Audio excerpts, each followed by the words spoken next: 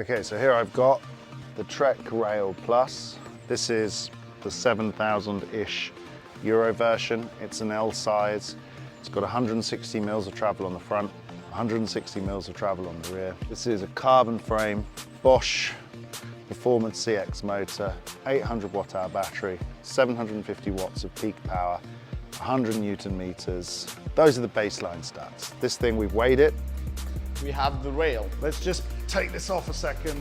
Yes. No pedals, mid-range version, wireless, electric transmission. 24.1 with the 800 watt-hour battery. It's a robust build. This bike can basically do downhill trails, enduro trails. It's a pretty intense product, let's call it. So I've done the test with it, and this video is all about that. I've ridden it in a range of conditions. Please watch the video all the way through. That's the way that this test gets seen by more people. YouTube loves the engagement. Don't forget everyone, the channel's sponsored by Leatt. Wearing here the neck brace with body armor, and the two integrate pretty well. The top of the range neck brace, which I'm wearing, is really easy to remove. Rather ride with it than without it.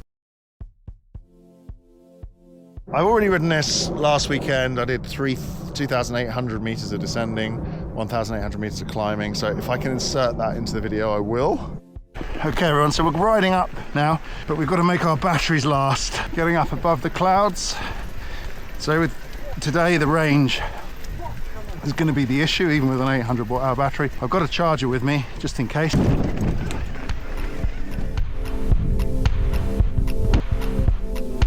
Bye.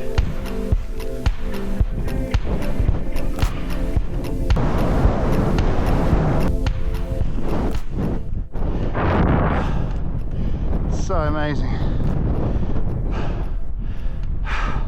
I love it. We're just above the base of the cloud.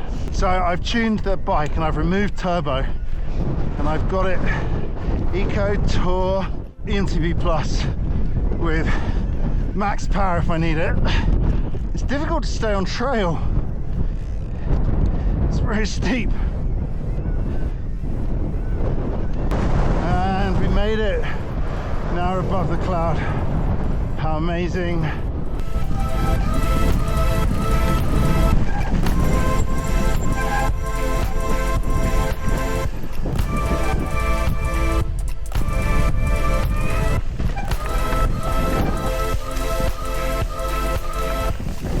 So we're traveling down into the eastern part of Italy. It was okay so far.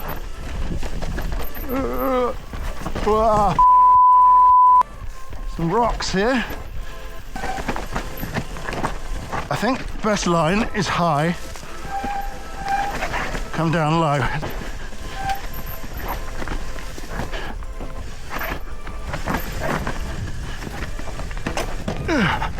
Grande Ale!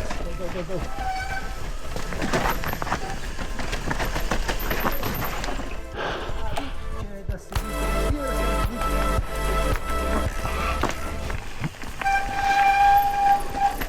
Oh, this is steep. Let's put my saddle down. Keep the bike forward.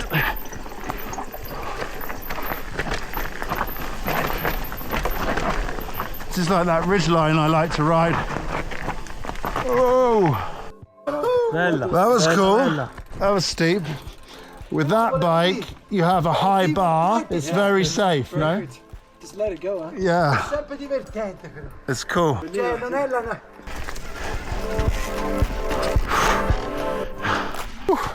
That was a technical climb, but look where we are, back up here on the ridgeline. Attenzione, pericolo a sinistra. I'm actually surprised at the low fatigue of this bike. It doesn't feel fatiguing, but I have put some good grips on it from Leatt, because I knew today would be harsh. Ah, questo è bellissimo, Dale pausa. When you take in consideration the very top, Cima Tuaf, come si chiama? Cima Tauffi. Cima Tauffi to here. Wow. One of the trails, the most incredible trails in Italy. No, if you do the trail in one time only, it's one of the best trails in Italy for pure enduro. Right, the trail's still not finished, guys. We've got another, I don't know how many kilometers down, but... Oh, attenzione. Basically, I didn't have enough battery to film the whole of the trail. It's kind of ridiculous. The battery is too short, or probably it's too long, the trail. Or I'm too slow. Crazy. Oh, wow. Oh my goodness. Look at these incredible rock pools. Look at the river. And then we've got this beautiful house here. Somebody lives here. Right by this. 1,200 meters of descent. Like, this is at the bottom of the trail. Let's get a drink. Look at this place. Wow. Okay, everyone, what comes down must go up. So we've got to go back up 1,000 meters. And we're on these trails. Back up. Which is... and I've got 30% battery left. So I've switched to eco mode. Apart from here, I have to do tour. So we're finding the extreme range of this bike.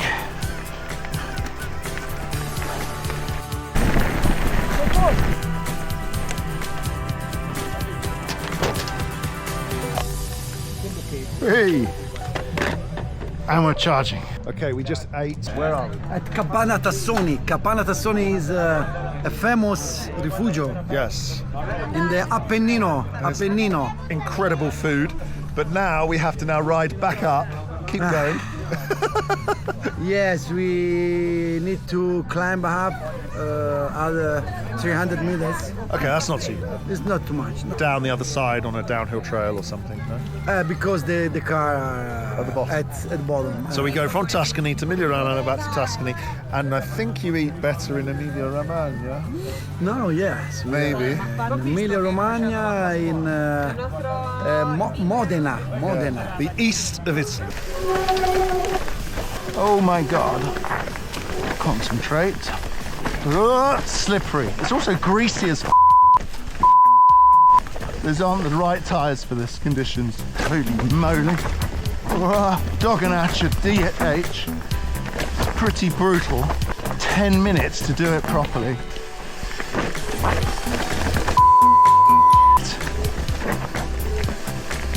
Oh my God.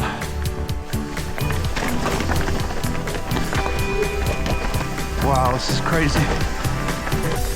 I don't think many people get to do a first ride that extreme with a brand new bike. It was absurd. We did 2,868 meters of descending on 2 trails. That's insane. And we did about 1,500 meters, 1,800 meters of climbing. Hang on a minute.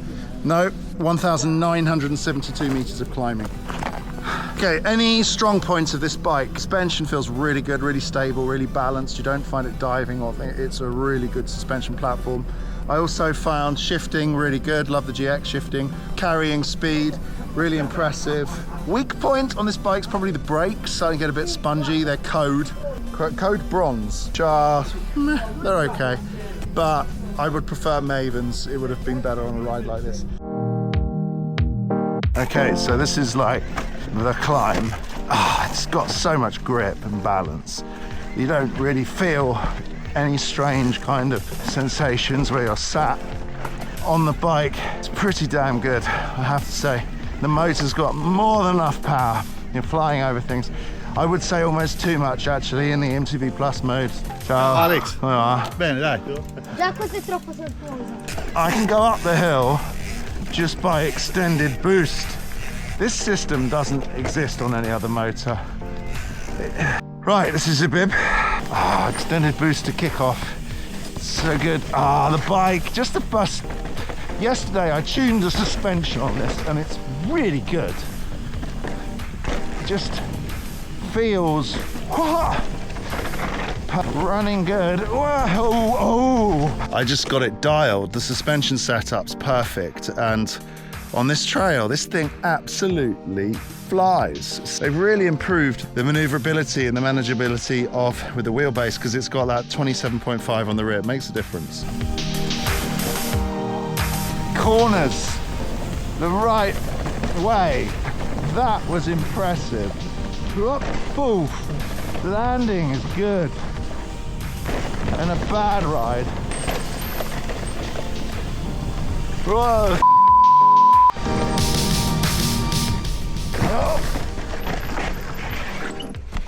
What was that?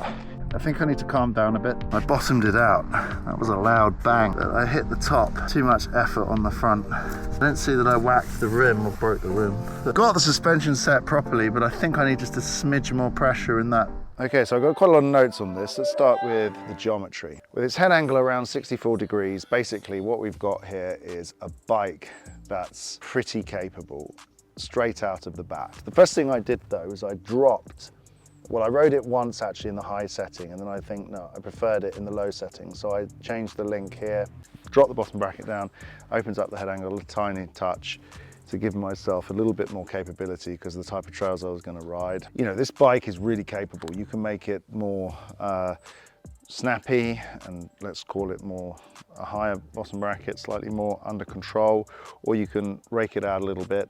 Trek in this sense have copied Specialized. They've gone for an adaptable ride platform. So the wheelbase on this feels pretty long actually than it appears. It's a conservative bike really. It's meant as a broad bike for everybody, but still this wheelbase on this bike feels pretty stable. And don't forget it's got the Mullet setup. So that's new for Trek for this year. It's got a 27.5 rear wheel, 29 on the front. And that gives you a snappier feel on the trail, and you can actually feel that. The good thing about this bike is it doesn't feel too aggressive, it doesn't feel too ridiculous. The head angle feels about right for the average general population. So climbing with this bike feels pretty spot on. I have to say, riding up the hills, you're not struggling to find the right comfortable position to sit there for hours. And I did 2,800 meters of descending, 1,800 meters of climbing on this in just one ride. So I'm telling you, it's comfortable. And I think that's really important. Some bikes, after a while, you've got a backache, you've got this or you've got that. But with this bike, no. I found it very comfortable, great for all day in the saddle riding. The suspension setup on this bike is pretty good with a 4x-link vertically mounted shock. It's easy to access first of all, so if you want to make any changes to it, it's very easy to get at, which is simple. You don't have to. My usual pressure settings really about 220, 240 psi on the rear depending on the bike, and about 110 on the front. I mean, it feels really smooth. It's really smooth. It does feel like you sit right between the wheels and the bike responds really well, really smoothly. In line with previous Trek rails, I have to say. Trek seems to have always had. They've gone for a very well-proven suspension platform, and this one works very well. The tuning's right. It's what you expect from a quality bike. For me, for my body weight, for 92 kilos, it felt like it had the right amount of compliance and the right amount of progression. So I didn't feel like there was one time actually I didn't have enough pressure in the front fork and I did bottom it out. But at the end of the day, it felt pretty good. I have to say, I was surprised at how well it felt on the rough stuff and on the smooth stuff, pushing into corners, getting your weight back. The thing fires out of corners if you know how to get your balance right on the bike, especially with this rear Mullet wheel. Right, Mullet wheel setup. Trek have made this move to the Mullet wheel setup. I have to say it is an improvement. Main reason because it gives you slightly more agility and maneuverability in the corners. You do feel the bike goes through corners a lot more quickly than it did before with the 29er setup. Also, I find myself getting less wheel rub on the rear here on my backside, which is really much more improved, especially when the trail is steeper, fast rolling and stable. But it still hasn't lost any of that speed carrying ability that the previous Trek had. I don't know if it's the wheel bearings, the wheel style, or what it is, the suspension dynamics, but this bike carries speed. Talk about the motor and battery. Honestly, the Bosch system here with the 750 watt hour battery, they've changed the battery position, so it now comes in from the bottom rather than the side. That means the tube has a slightly more sleeker design compared to the old one, which was a little bit squarer. I've also noticed that because of this design, you can fit a 600 or an 800 watt hour battery. This design of down tube does put paid a little bit to the idea that Bosch down tubes this year are really chunky. They've done some really good surfacing design work here. And yeah, you've got a bike which fundamentally, if you need to charge the battery outside of the bike, you can do it. The shifting on this bike is the SRAM GX.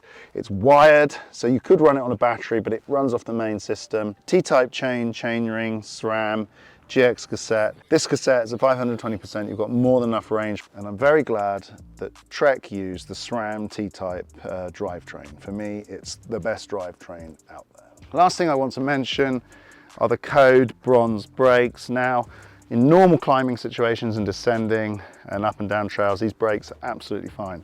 However, on the very long descents, I do find them to be a little bit limiting, fade a little bit, whereas I would put Mavens on this bike really. I think it demands Mavens. We've got a carbon handlebar, why not put some Mavens on there? But these are better than the DB8 brakes that I've used on previous bikes. We've got good quality discs, the HS2 discs.